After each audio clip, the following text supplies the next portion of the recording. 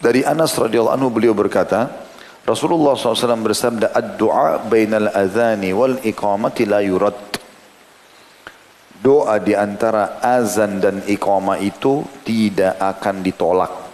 Hadis ini riwayat An-Nasa'i dalam Sunan Al-Kubra jilid 6 halaman 23 dan dinyatakan sahih oleh Ibnu Hibban di jilid 4 halaman 594.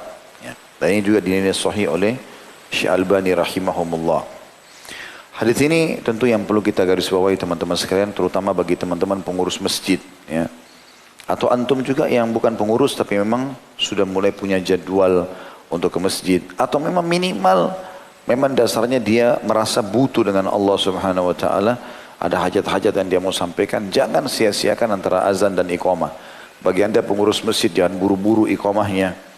Karena antara azan dan iqamah ada salat qabliyah, juga ada waktu mustajab. Bayangkan teman-teman di waktu ini, satu hari 5 kali, kita tinggal angkat tangan ke langit, memuji Allah, baca salawat kepada Nabi SAW, mohon Allah ijabah. Perhatikan sabda Nabi SAW, la yurad, terjemahannya tidak akan ditolak, ya, diijabah. Dan ini sehari 5 kali. Tadi duhur, subuh dan duhur kita sudah dapat. Sekarang asar sebentar lagi kita juga dapat. Nanti maghrib juga ada begitu, isya juga begitu. Terulang lagi besok. Begitu terus, satu hari 5 kali. Ini belum kita bicara sepertiga malam, belum kita bicara pada saat hujan turun, belum kita bicara kalau orang tua kita mendoakan, kalau kita telepon minta didoain misalnya. Banyak sekali, tapi 5 waktu ini semua orang lewati. Kalau ada orang lagi di jalan, dia bisa dengarkan azan.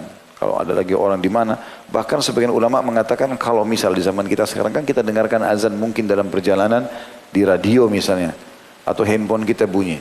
Sebagian ulama membolehkan kalau memang itu waktu sholat, ya, bukan cuma nada dring, memang azan yang sedang bunyi di handphone kita memang waktu sholat masuk, maka berarti sama, memang umumnya semua lagi azan gitu kan.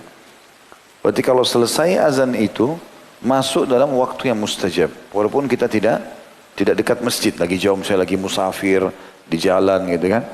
Apalagi kalau antum gabungkan antara waktu antara azan dan iqamah juga dengan musafir misalnya, ya. Ini berarti tergabung waktu-waktu yang pasti diijabah oleh Allah SWT. Musafir juga itu tidak ditolak, ya.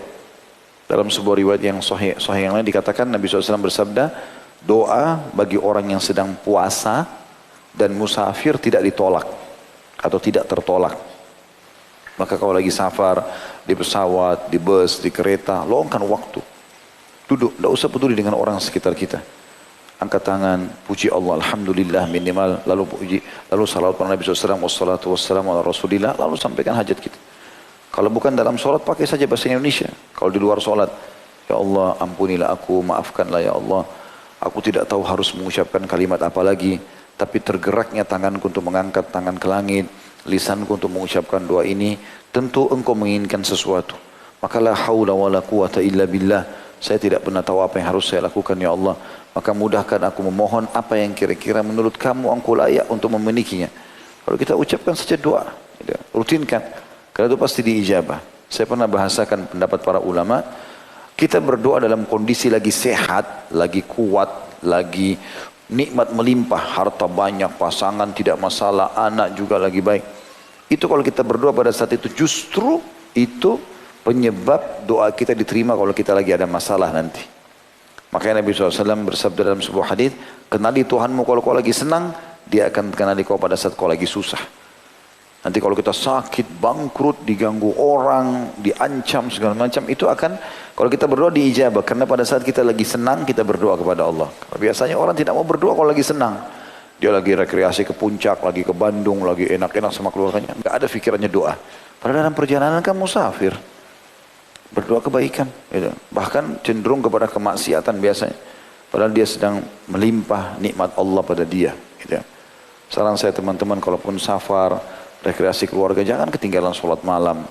Jangan ketinggalan baca Al-Quran. Rutinkan itu. Karena kalau sudah jadi sebuah kebiasaan, nanti kita jadi nggak enak kalau tidak melakukannya. Dan ingat, tidak ada waktu lagi. Sangat terbatas. Kita nggak tahu ajal kita kapan datang. Dan dalam doa, renungi sabda Nabi SAW, Allah malu untuk mengembalikan tangan hamba yang diangkat ke langit yang dalam kondisi kosong. Dia Allah SWT juga akan ijabah buat dia.